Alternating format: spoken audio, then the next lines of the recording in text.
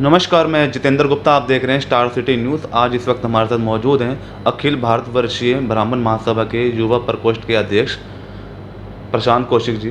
प्रशांत कौशिक जी, जैसे कि आपको अखिल भारतवर्षीय महासभा द्वारा आपको जो पार्टी ने राष्ट्रीय अध्यक्ष बनाया है, इसको लेके आप अपने शीर्ष नेतृत्व को क्या कहना चाहेंगे?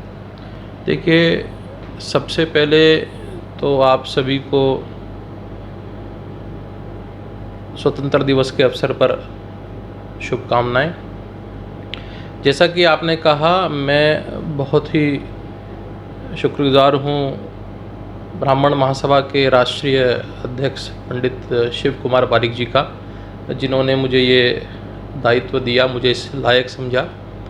और हमारे संगठन का जो मुख्य उद्देश्य है वो है समाज सेवा, समाज के अंदर सुधार, एक सद्भाव और एक समाज में एकजुटता।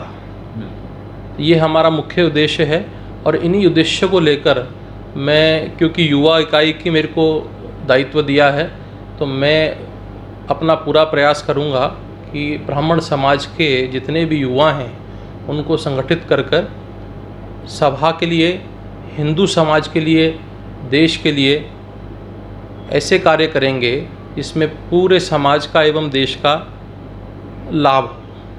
अच्छा सर, ये किन किन जगहों में फैली हुई आपकी ब्राह्मण?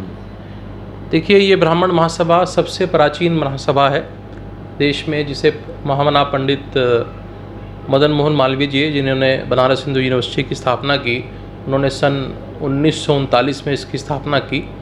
और इस महासभा की इकाइयाँ हर प्रदेश में हैं, यहाँ तक कि भारत के नहीं, इस महासभा के अंतर्गत नेपाल भी इस महासभा के अंतर्गत आता है और नेपाल में भी हमारी इकाई है। तो देश भर में हर जिले में, हर राज्य में इस महासभा की आज के समय संगठित एक मजबूत संगठन है और सक्रिय कार्यकर्ता हैं। अच्छा, 15 अगस्त कल है सर, स्वतंत्रता दिवस। इसके उपलक्ष्य में आप कुछ अपनी जनता को संदेश देना चाहिए?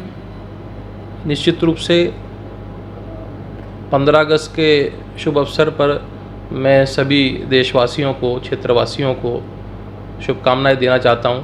लेकिन आप लोगों का ध्यान इस तरफ भी खींचना चाहता हूं कि आप इस बात को याद करें कि आज के दिन भारत के दो टुकड़े हुए, हिंदुस्तान और पाकिस्तान।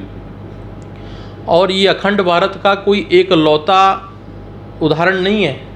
अखंड भारत में विभाजन कई हुए, अफ़गानिस्तान, पाकिस्तान हो गया, कश्मीर का भी एक हिस्सा लेके चले गए। इस तरह के कई, बर्मा, म्यांमार, इतिहास में देखेंगे तो भारत के टुकड़े होते ही आए हैं। ये मेरे ख्याल से 70वां 71वां विभाजन अखंड भारत का हुआ, भारत पाकिस्तान का। तो हमें ये याद भी करना चाहिए कि खुशी तो है, लेकिन ये भी याद करना चाहिए क्या कारण रहा कि भारत की, अखंड भारत के इस तरह के विभाजन रहे।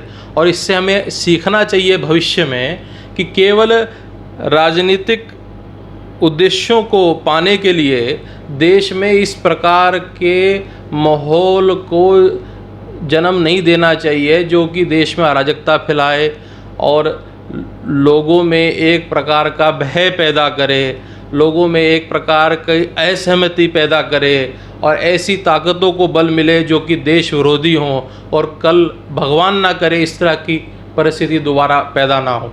तो मैं विपक्षी दलों से मैं ये गुजारिश करना चाहूँगा कि केवल सत्ता की भूख के लिए ऐसी ताकतों को हवा ना दें, मोरल सपोर्ट ना दें, फंडिंग ना करवाएं और इस तरह के माहौल में किसी भी प्रकार का माध्यम ना बने ताकि इस तरह की विरोधी ताकतें मजबूत हों देश में। ये देश के लिए बहुत घातक है।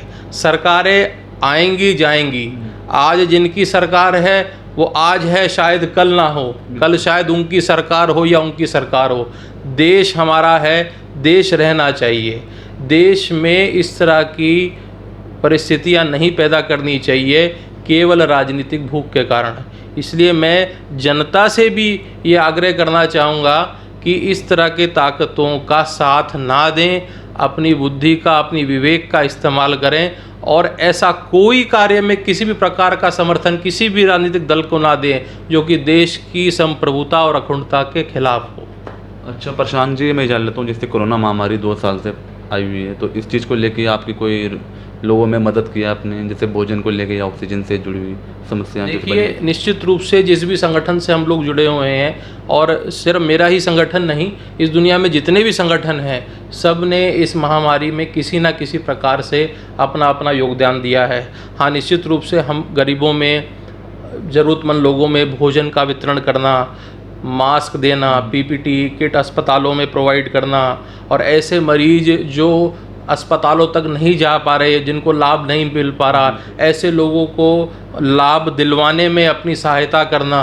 दूसरी महामारी का जो दौर था उसमें ऑक्सीजन की बहुत समस्या थी, तो हमने इस प्रकार का चैनल बनाया कि लोगों को ऑक्सीजन सिलेंडर मिल पाए, और जो धोखाधड़ी उस दौरान हो रही थी वो ना हो किसी के साथ मजबूरी में, उससे भी लोगों को अवगत कराया। तो निश्चित रूप से सारे ही संगठन देश में सब ने ऐसा उदाहरण दिया कि ऐसी कठिनाई के समय में सारा देश एकजुट है, और यही कारण है कि आज के समय जो विश्व के दूसरे देशों में जिस प्रकार की परिस्थिति है उतनी हमारी देश में नहीं है।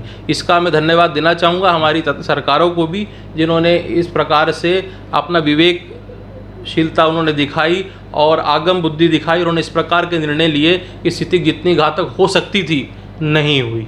तो यह हमारी सीधी बात प्रशांत कौशिक जी से, स्टार सिटी के साथ मैं जितेंद्र गुप्ता।